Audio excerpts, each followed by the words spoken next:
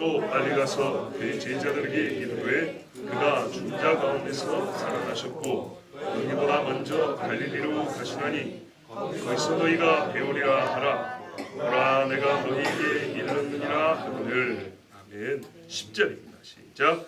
이에 예수께서 이르시되 무서워하지 말라. 가서 너희 형제들에게 갈릴리로 가라 하라. 거기서 나를 보리라 하시니라. 아멘. 오늘 설교에는 두 가지 요점이 있습니다. 물론 두 번째 요점이 주제인데 주제로 가기 전에 준비 작업이라고 볼 수 있지만 역시 중요한 요점이 한 가지 더 있습니다. 이 두 가지 요점을 짧게 두 번씩 반복해서 여러분에게 전할 것입니다. 하나님께서 주시는 은혜가 오늘따라 유독 더 있기를 축복합니다. 여러분, 예수 부활의 최고 증거는 무엇인가요? 예수님이 부활했다는 증거 중에 최고 빈 무덤인가요? 빈 무덤 맞는 것 같지요? 그죠? 아닌 건 아니죠. 그죠? 뭐가 있겠습니까? 십자가 가지고 부활의 증거를 할 수는 없잖아요. 그런데 여러분 생각해 볼 이유가 좀 있습니다. 그 뭐냐면 예수님 부활의 최고의 증거가 빈 무덤인 건 사실인데 그것이 그렇게 가치가 있었다면 왜 주님은 제자들을 무덤으로 부르지 않으셨을까요? 하루 정도는 시간을 내도 되는 거 아닙니까? 굴러간 바위와 객해진 세마포 누우셨던 또 바위, 그 돌판이 예수님이 누이셨잖아요. 땅에 그 시신이 와서 빌려질 때가 흘린 피도 많이 있었을 것이고 그거 보여주시고 바로 그 자리에서 부활에 대해서 설교를 깊이 해주셨으면 얼마나 좋았을까요?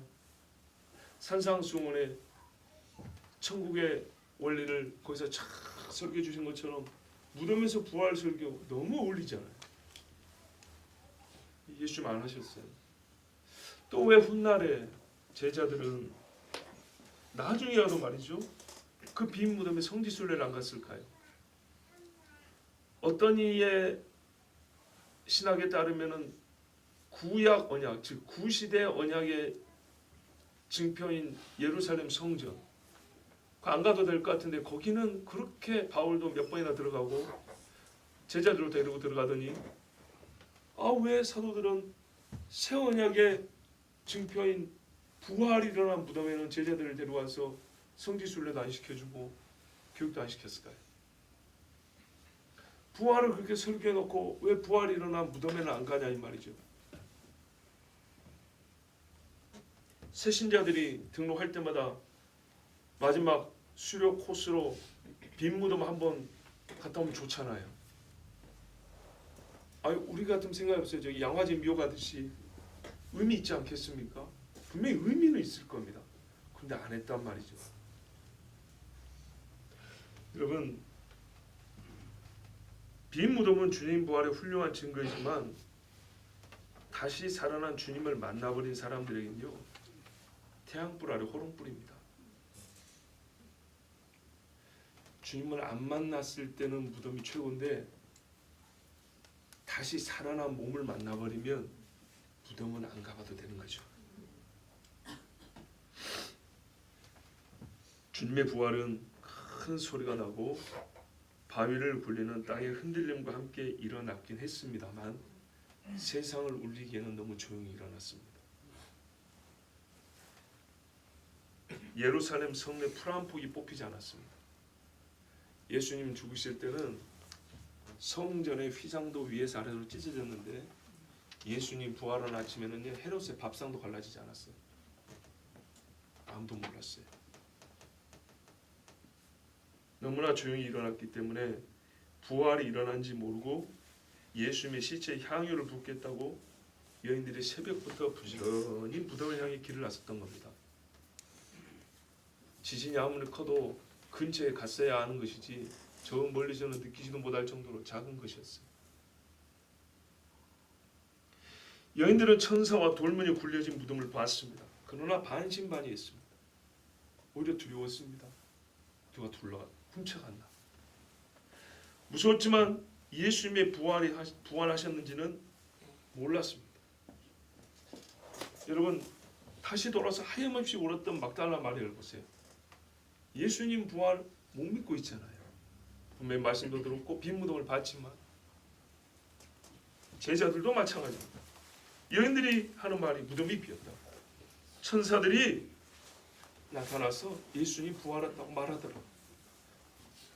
이렇게 말을 전해줬지만 야, 우리 가서 무덤이라도 좀 보자 라고 뛰어간 사람은 2사람밖에 없었습니다. 그마저도 갸우뚱하고 돌아갔지 믿지 않았습니다. 예수님 부활했다고 외친 제자는 없었어요. 여러분, 오순절에 성령이 임한 다음에 외쳤던 것과 비교해 보면 역시 믿지 못했다는 것을 확실히 알 수 있습니다. 엠마오 마을로 가는 두 제자의 말을 들어보세요. 누가복음 24장 22절 24절에 또한 우리 중에 어떤 여자들이 우리로 놀라게 하였으니 이는 그들이 새벽에 무덤에 갔다가 그의 시체는 보지 못하고, 분명히 빈 무덤이라 했죠. 와서 그가 살아나셨다 하는 천사들의 나타남을 보았다 함이라. 또 우리와 함께한 자 중에 2사람이 무덤에 가, 베드로와 요한이죠. 과연 여자들이 말한 바와 같음을 보았으나 빈 무덤 봤다는 거예요. 빈 무덤 봤다 소리 들으면 이렇게 여러 번 들었대요. 여러 번 들었으나 예수는 보지 못하였느니라 하거든요. 보세요. 결정적인 문제는 이거였어요. 빈 무덤 봤다는 소리는 많이 들었는데 예수 봤다 소리 못 들었다. 그래요, 여러분. 빈 무덤은요, 예수께서 부활하셨다는 결정적 증거이지만 무덤이 예수는 아니에요. 물론 천사의 말처럼 와서 보라 그랬죠. 보면 믿을 수 있고 믿어야 정상이에요. 왜? 이미 말씀을 들었으니까. 살아난 몸을 안 봐도 믿어야 정상인데, 두려움 속에 떨고 있던 제자들에게 빈 무덤은 부활의 확신을 주지는 못했어요.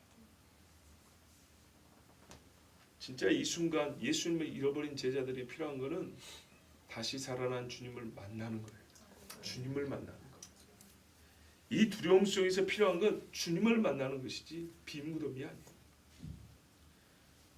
예수님을 만나는 것과 비교될 수 있는 일은 없고, 또 이 일은 주님께서 약속하신 것이었어요. 너희가 빈 무덤을 보리라 아니라 나를 보리라 그랬어요.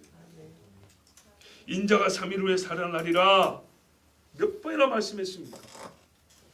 그렇다면 예수님은 직접 제자들에게 나타나셔야 하고, 또 그렇게 부활을 보이시면 돼요.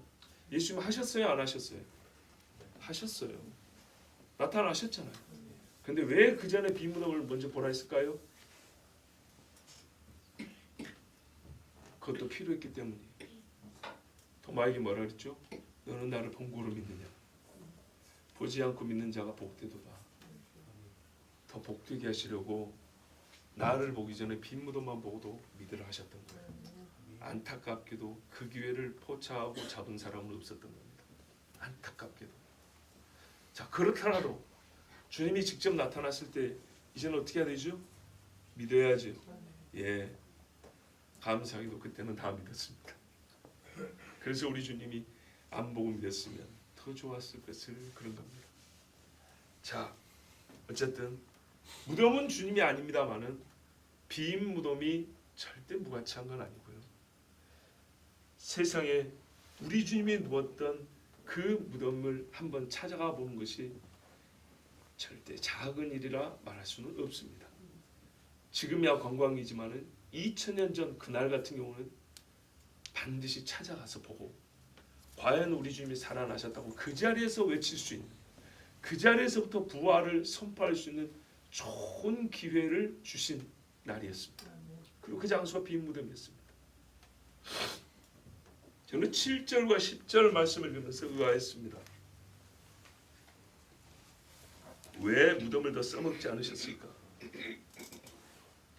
제자들을 불러다가 책망을 하셔도 되고, 이 무덤에 불러다가 말이죠, 부활의 세세한 과정과 그 변화의 신비를 보여주며 가르쳐주는 일도 얼마나 재밌고 즐겁겠습니까? 그죠? 씨 뿌리는 비유를 우리가 지금 글로만 읽어도 재밌는데, 만약에 이날 예수님이 안 믿는 놈들 너희들 다 이리 와봐 해가지고 무덤에 앉혀놓고 말이죠. 무덤 문에서 설교하신다고 생각하세요. 부활이 어떻게 일어났냐, 몇 월 며칠 몇 분에 어디서부터 변화 시작되고 이게 시작하시면 우리도 그거 정말 부활 이렇게 아니고 부활의 세상 과정을 다 알았을 거 아니에요. 우리도 옆에서 지금 듣는 재미가 있었을 거 아니에요. 근데 예수님 그걸 안 하셨단 말이에요. 또 부활을 부인하는 자들이 얼마나 많아요. 뭐 잠시 기절을 했네, 시체가 바뀌었네, 아예 죽었는데 도둑질을 당했네, 뭐 별소리가 다 있잖아요. 근데 예수님이 이날 무덤에서 부활에 대해서 정말 설교를 하셨다면, 그게 기록되어 있다면 쓸데없는 논쟁 없었겠죠. 세상의 대적자들에서 우리가 변증할 것도 충분히 얻을 수 있었겠죠. 근데 주님이 그걸 안 하셨어요. 세상을 맞서 싸울 수 있는 논리도 충분히 획도할 수 있는 좋은 기회인데 주님은 무덤을 찾으는 베드로와 요한에게도 자기를 감추셨어요. 막달라 마리아에게만 보이고 베드로와 요한에게는 안 보이셨어요. 막달라 마리아를 사랑하기도 해서 그렇지만 베드로와 요한은 예수님 안 보고도 믿었어야 할 사람이었습니다. 천사들도 무덤에는 안 와도 된다고 했어요. 그죠? 여인들 보고 와서 보라고 했지만 제자들 보고 이리 와서 보라 소리는 안 했어요. 자, 이게 의아했던 겁니다. 이렇게 불러다가 예수님이 말씀하셨으면 참 좋았을 건데 천사도 그렇고 7절에 보세요. 10절에 예수님도 그렇고 무덤에 오라 소리는 안 하고 다 어디 가라 그래요? 갈릴리로 가라 그럽니다. 갈릴리로. 그게 신기했어요. 저의 생각은 이 무덤은 써먹을 가치가 많은데 여기서 설교를 하셨다면 오늘 우리가 배우고 얻을 것도 상당히 많은데 정말 예수님이 우리가 먹을 수 있는 살코기를 딱 버리고 가신 것과 같은 그런 느낌이었어요. 이 좋은 무덤을 왜? 예수님이 사역하다가 그냥 지나치는 짤막짤막한 장소도 우리가 그걸 한 시간씩 설교를 하는데 만약에 이 자리에서 한 장의 기록이 부활에 관한 설교가 남겨 있었다면 우리는 그럼 1년 동안 묵상을 할 수도 있을 거를. 왜 아무것도 안 하시고 갈릴리로 가라 하셨을까? 그 이유에 대하여 추리와 탐구도 가능하지만 현실적이고 엄격한 논리로 말한다면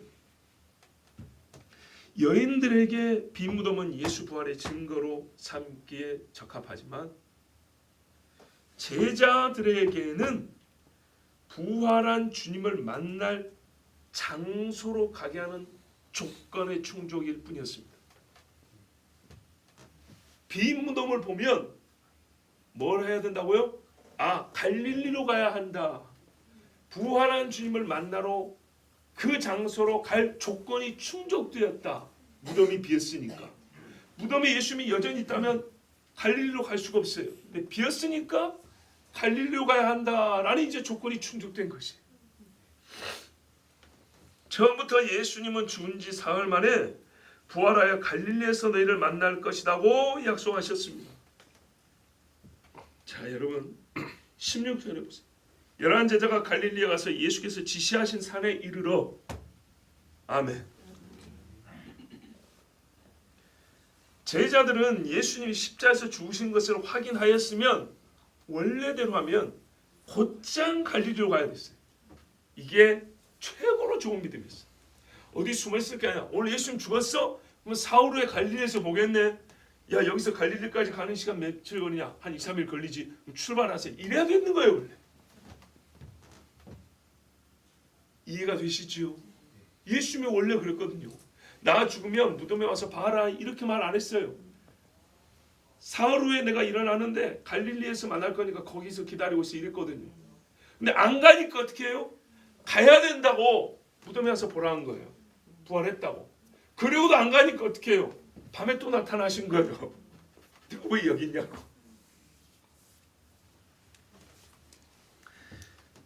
사흘 전에 출발했으면 오늘 갈릴리에서 만났을 겁니다.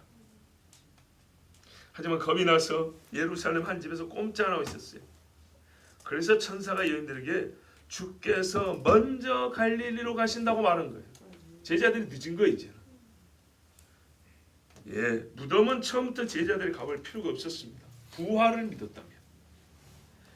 하지만 믿지 못했기 때문에 빈 무덤을 보여주었고 갈릴리가 아닌 집안에서 예수님께서 제자들에게 2번이나 나타나 보여주셔야 했던 겁니다. 그리고서야 갈릴리로 갔습니다. 여담이지만 갈릴리로 갔을 때 베드로가 나는 고기 잡으러 간다 했습니다. 이 말을 듣고 이제 예수님 부활에 실망을 해가지고 본래 직업으로 돌아간 것으로 생각하는 분들이 계시는데 완전히 잘못된 해석입니다. 그게 아니고요. 갈릴리로 가라 해서 간 거예요. 가서 기다리고 있는데 배고프잖아요. 그죠? 배고프니까 저기 배가 있고 내가 하던 게 여기서 고기 잡는 거 아니에요. 그래서 고기 잡으러 간다. 그냥 순수한 거예요. 예수님 기다리는 동안 나 고기나 좀 잡아서 먹겠다 이 말이었어요. 거기 누가 있었는지 알아요? 세베대의 2 아들 도마, 나다나엘. 나다나엘 얼마나 순전한 참 이스라엘 사람 있죠? 같이 있었어요. 그리고 2명 더 있었다 했어요. 7명에서 7명. 7명이 전부 다 세베대 아니 갈릴리 출신도 아닌데 왜 거기다 모였을까요? 예수님이 그리 가라 소리 듣고 그리 간 거예요. 거기 가서 이제 주님 기다리자 이러는데 어이 배고픈데 그래? 그럼 내가 고기 좀 잡아올게. 이러고 하면 갔던 거예요. 뭐 같이 가자고 전부 다 같이 가서 고기 잡았다고 그랬어요. 자 여러분 선입견이 아니고 성경을 흐름과 맥락에서 보면 매우 자연스러운 거예요. 여러분 예수님이 오늘 우리 보고 저기 남한산성에서 만나자 했어요. 근데 시간을 안 정해놨단 말이에요. 거기서 보자 했는데 기다리다 배가 고파요. 그럼 어떻게 해요? 가위바위보 하고 네 밑에 가서 빵 좀 사와라 그럴 거 아니에요. 죄입니까? 잘못된 건가요? 아니란 말이에요. 아니에요. 자 여러분 이제 본론으로 들어가 볼게요. 기적이 일어난 곳 거기서 우리가 주님 살아계심을 체험하고 지금의 신앙인이 되고 오늘의 헌신자가 되었기 때문에 그 장소 그 사건을 잊지 못합니다. 성경에 그러한 예가 얼마든지 있습니다. 그래서 의례 하나의 공식처럼 거꾸로 말이죠. 보세요. 기적이 일어난 장소에 주님을 만난 체험이 있다 보니까 이제는 이게 공식이 되어버리니까 어떤 거를 원하냐면 기적을 바라고 주님 만나는 것으로 간주하는 경우가 있어요. 주님이 기적과 함께 임재하셨어요. 그래서 내가 체험을 한 적이 있어요. 그러나 항상 주님이 기적과 함께 임재하지는 않아요. 그런데 기적과 함께 임재한 체험이 있다 보니까 나중에는 내가 지금 필요한 건 어떤 기적이거든요. 기적을 경험했어요. 그리고 주님 만난 걸로 생각하는 경우가 있어요. 기적을 바라고 기적이고 주님을 만난 체험, 주님의 임재 경험, 주님의 뜻을 발견하는 사건으로 인식하고 스스로 그렇게 간주하고 자랑하는 경우가 있어요. 아니에요. 그건 기적을 경험한 거지 주님을 만난 게 아니에요. 역시 성경에 그런 예가 많아요. 문둥병자 10명이 기적을 경험했지만 돌아와서 경배하여 주님을 만난 자는 사마리아 사람 1명이 있습니다. 우리 말씀은 그래서 오늘 우리에게 깨우치는 거예요. 깨우쳐주는 거예요. 깨뜨리면서 깨달음을 주는 거예요. 역사 중 가장 큰 기적이 일어난 빈 무덤은 하루 만에 폐기되었다. 빈 무덤에서 주님 만날 생각하지 마라. 이보다 큰 기적이 일어난 데 어디 있어요? 하나님의 아들이 사람이 되어 대속 죽음을 죽으시고 사흘 만에 부활한 이 일이 일어난 것보다 더 큰 기적이 일어난 장소가 어디냐고요? 신의 산이 여기에 비할 바입니까? 그런데 하루 만에 주님이 친히 폐기해버렸어요. 오지 말고 갈릴리로 가 그랬어요. 빈 무덤은 부활의 아침 짧은 시간만 쓰였을 뿐 더 이상 부활의 증거나 부활의 능력과 기적의 위대함을 입증하고 교육하기 위한 장소로 쓰이지 않았습니다. 말 그대로 무덤은 죽은 자가 있던 장소이지 부활하신 분이 머물러야 할 곳은 아닙니다. 살아나신 분이 왜 거기서 설교를 해야 합니까? 살아나신 분의 설교단으로 쓰일 곳이 안 됩니다. 무덤은. 거라사 지방에 귀신 든 자가 무덤 사이에서 뛰노는 것이지 무덤에 앉아서 주님이 40일 동안 하나님 나라를 설교할 곳이 못 됩니다. 여러분, 무덤에서 주님이 하나님 나라를 40일 동안 가르치는 거 얼마나 우습고 안 어울리는 일인가 한번 생각해 보십시오. 바로 이 사실에서 우리는 중요한 신앙의 교훈을 얻습니다. 기적은 무덤에서, 예수 만남은 주님이 정하신 곳에서. 아멘. 기적은 무덤에서, 예수는 갈릴리에서. 아멘. 나는 이 단순한 진리 한 가지를 전하고자 빈 무덤과 부활을 묶고 있는 지나치게 세게 조여진 끈을 조금 느슨하게 하는 작업을 먼저 했습니다. 주님은 무덤에서 제자들을 만나고자 하지 않으셨습니다. 제자들은 부활을 보아야 하고 배워야 하고 믿어야 하고 전해야 하는 자들이지만 부활을 믿어야 한다고 해서 빈 무덤에 갈 필요는 없었습니다. 사도 바울이 빈 무덤에 가고 부활한 예수님을 전했습니까? 아니었습니다. 부활을 무덤에서 배우는 것이 아니라 갈릴리에서 배워야 했습니다. 네, 갈릴리에 부활한 주님이 계시기 때문에. 여러분, 성경의 진리 우리에게 여기 가득 채워지는데요, 부활만이 진리는 아닙니다. 모든 주님의 진리 가운데서 부활을 보세요. 모든 주님의 진리 가운데서 부활을 믿고 전해야 하기 때문에 부활이 아닌 모든 진리를 가르쳐주신 갈릴리에서 그 모든 진리를 전해주신 부활한 주님을 만나게 하신 겁니다. 달라진 것은 부활이라는 주제가 되어진 것이 아니라 부활하신 주님입니다. 부활하신 주님이 똑같은 말씀을 하실 겁니다. 부활하기 전에 하신 말씀을 부활한 후에 똑같이 하십니다. 그런데 부활하기 전에 했기 때문에 제자들은 잘 알지 못하고 믿지 못했지만 이제 똑같은 이야기지만 부활한 주님이 말씀하기 때문에 이제 모든 말씀은 다 믿을 수가 있습니다. 다 진리가 되는 겁니다. 예수님이 부활만 가르치러 오신 게 아니에요. 하나님의 모든 진리를 가르쳐 주셨어요. 모든 진리를 믿게 하는 거예요. 근데 모든 진리를 믿게 하는데 키가 뭐냐 했더니 이 제자들에게 부활한 주님이 말을 하는 거예요. 죽을 주님이 아니라 죽었다가 살아나신 주님이 말하는 거예요. 죽었다가 살아나신 주님이 뭘 말한다고요? 모든 주님의 진리. 모든 주님의 진리를 말해야 되기, 모든 주님의 진리를 다시 말해야 되기 때문에 어디로 갔냐? 모든 주님의 진리를 이미 다 말한 적이 있는 갈릴리에서 다시 한 거예요. 다시 시작. 거기서 다 말해줬어요. 갈릴리에서 다 말해줬어요. 다 말해줬는데 안 믿었어요. 예루살렘 안 와도 갈릴리에서 말한 거 여기서 다 믿으면 됐었어요. 필요한 건 이거예요. 그래서 주님이 어떻게 해요? 내가 전에 말한 거 너희가 다시 다 믿어야 돼. 다시 해보자. 갈릴리에서 다시 시작해보자. 제자들이 깨닫고 믿음을 새로 해야 할 것은 부활 한 가지가 아닙니다. 하나님의 나라에 대한 모든 말씀입니다. 이제 이 모든 말씀을 믿게 됐습니다. 왜요? 말씀이 살아있잖아요. 그렇죠? 죽은 말이 아니라 살아있는 말이 지금 여기서 들려지잖아요. 주님은 하나님 나라를 이미 갈릴리에서 말씀해 주셨습니다. 그때는 믿지 못했지만 이제 부활하신 주님이 살아있는 말씀으로 다시 그곳에서 가르치면 믿을 것입니다. 그래서 주님은 내가 살아났으니 다시 가르치겠다. 부활한 내 몸으로 다시 가르쳐서 너희가 내 몸을 보고 내 말을 다 믿게 하겠다 뜻을 세우신 겁니다. 그래서 여러분 처음 만난 감상에 적고자 갈릴리로 가는 게 아니에요. 그 같이 갔던 바닷가 우리 여기서 다시 이런 의미가 아니고 하나님 나라 사도행전을 보면 40일간 하나님 나라 말씀하셨다 했거든요. 갈릴리에서 하나님 나라 이야기하셨다.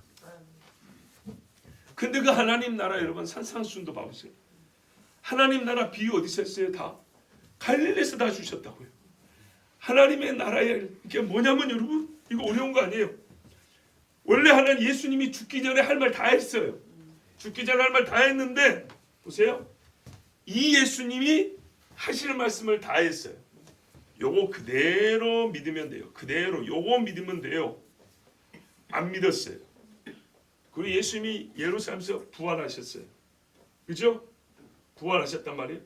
그리고 부활의 사건이 뭐죠? 곧 여기서 한 모든 말이 진짜라는 거죠. 그렇죠? 그래야 되는데 제자들이 믿어요, 안 믿어요? 안 믿죠. 그렇죠? 안 믿었어요. 그래서 예수님은 내가 부활했다고 믿게 하셨어요. 믿고 난 다음에 주님이 원래 또 하실 일이 뭐였냐면 요거를 다시 가르쳐 주는 일이었어요. 안 믿을 줄 알았어요. 다시 가르쳐 주는 거예요. 이제 부활한 주님을 믿게 됨으로 그 부활의 바탕을 가지고 전에 들었던 말씀을 다시 40일 동안 들으니까 어떻게 해요? 이거는요, 오순절 후에 베드로 같은 설교자 글이 나오는 거예요. 성령의 영감만 받아갖고 말이 그리 술술 나온다. 뭐 잘못된 건 아니고 가능한 일이지만 하나님 말씀을 40일 동안 분명히 배웠다 그랬어요. 3년 배웠지만 이것은 믿음이 없어 아직 확실하지 못했는데 부활한 주님이 부활한 몸으로 가르치니까 살아나신 주님이 가르쳐준 그 모든 하나님의 말씀은 이제 완전하게 이해도 되고 아멘이 됐어요. 이것을 하나님이 원한 거지, 예수님이 원한 거지, 부활했다는 사실 그 한 가지만 믿으라고 한 게 아니에요. 그래서 주님이 갈릴리로 가자 그랬어요. 너희가 원래 믿어야 됐던 거, 처음부터 부활까지 아무것도 안 믿었는데 이제 처음부터 다시 듣고 다 믿어야 한다. 근데 그게 가능한 것은요, 내 말이 죽었으면 불가능하지만 내가 살았고 내 말이 살았으므로 너희는 이제 이 모든 말을 살아있는 말로 믿어야 하고 믿을 수 있다 했어요. 그래서 갈릴리에서 보자 그랬던 것입니다. 자, 여러분, 이 사실이 우리 신앙생활에 어떤 깨달음과 도움을 주는가 하면 하나님께서 우리에게 원하는 기적을 주세요. 기도응답이 기적들이죠. 뭐. 그런데요, 기적이 일어난 장소가 주님이 나를 만나고자 한 장소가 아닐 수 있어요.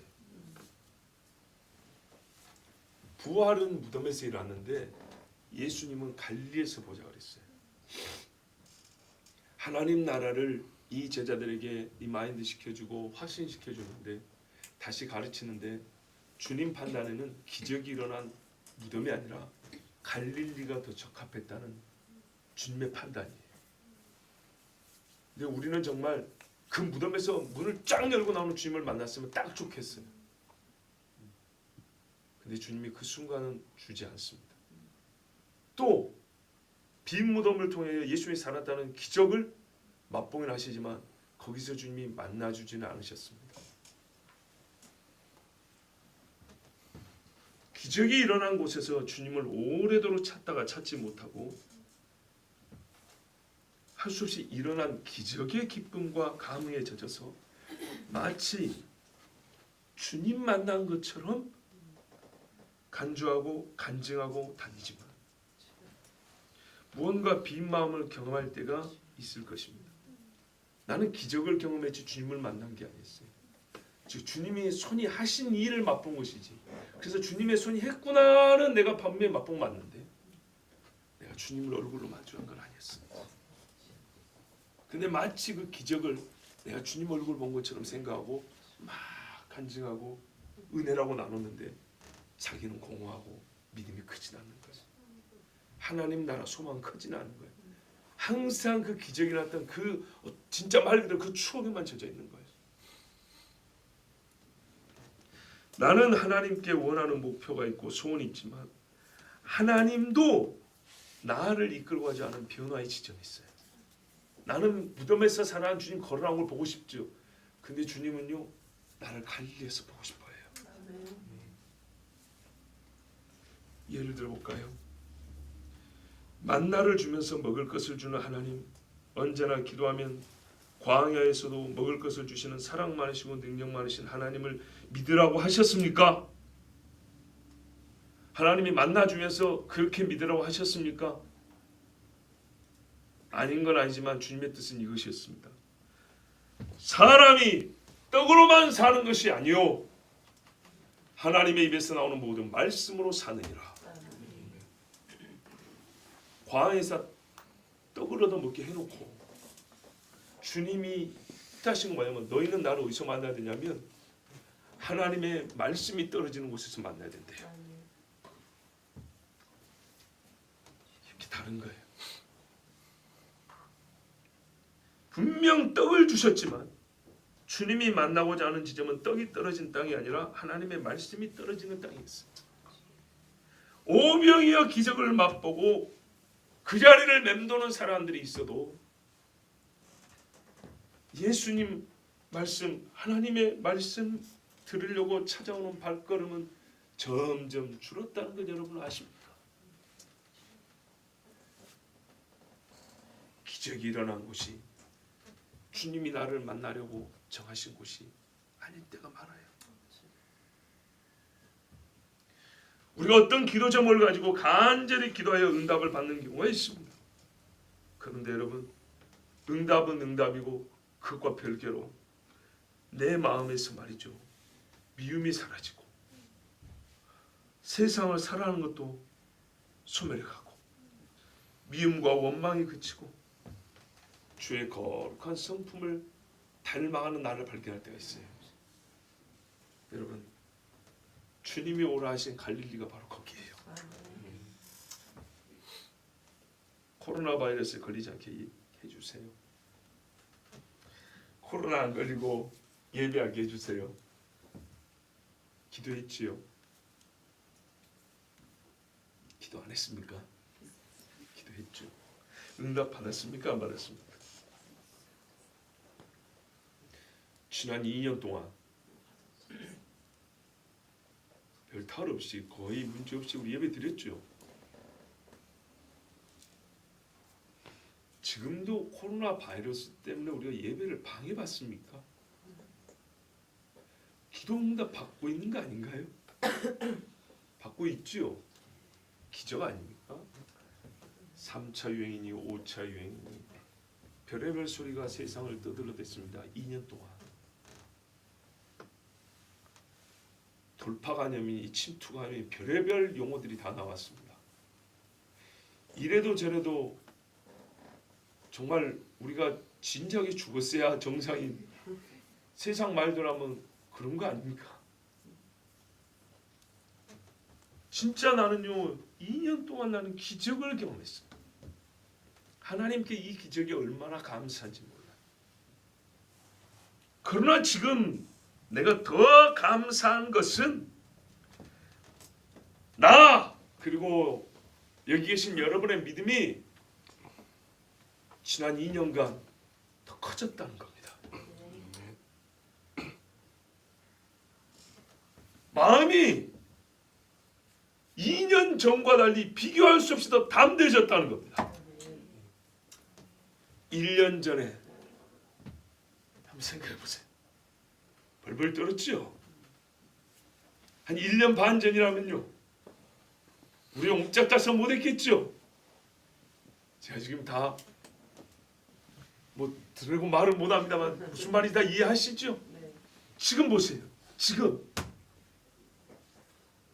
저는 지난 금요일날 예배당에 들어오면서 주먹을 불끈 쥐고 들어왔어요. 그렇지 이러고 왔어요. 하나님이 비교할 수 없는 담대함을 주셨어요. 우리 주님이 원하는 게 뭐라고 생각하십니까? 코로나 바이러스 안 걸리는 게 주님이 원하시는 걸까요? 우리가 그토록 평안할 때 외쳐댔던 담대하라 세상을 이겼노라. 나의 오른손으로 너를 붙들니 담대하라 이 말씀을 진짜로 믿고 진짜로 그 담대함이 실제가 된 것을 원하실까요?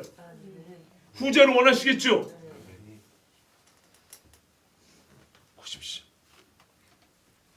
지금 우리에게 고통이 있지만 우리 입술에서 원망과 불평이 아닌 감사와 찬송과 위로의 말이 쏟아지고 있다는 사실, 나는 이게 코로나 안 걸리는 것보다 훨씬 큰 기적이고 은혜라고 믿습니다. 그래서 할렐루야예요. 할렐루야! 주님이 주신 2년간의 기적은 그 놀라운 일을 자랑하라는 것이 아니라 오늘 여기 갈릴리로 인도하기 위함이었습니다. 지금 우리에게는요, 빈 무덤이 없어도 됩니다. 여러분, 빈 무덤 필요하십니까? 제가 지금 빈 무덤을 뭘 빗대어서 말하는지 아시죠? 우리는 갈릴리에서 주님이 구워주신 떡과 생선으로 오늘 아침밥을 먹고 있습니다. 무덤이 더 필요한가요? 빈 무덤을 봐야겠습니까? 안 봐도 좋지요. 여기 갈릴리에서 그리스도 예수께서 존귀 여김을 받으실지어다. 아멘. 아멘. 기도하겠습니다.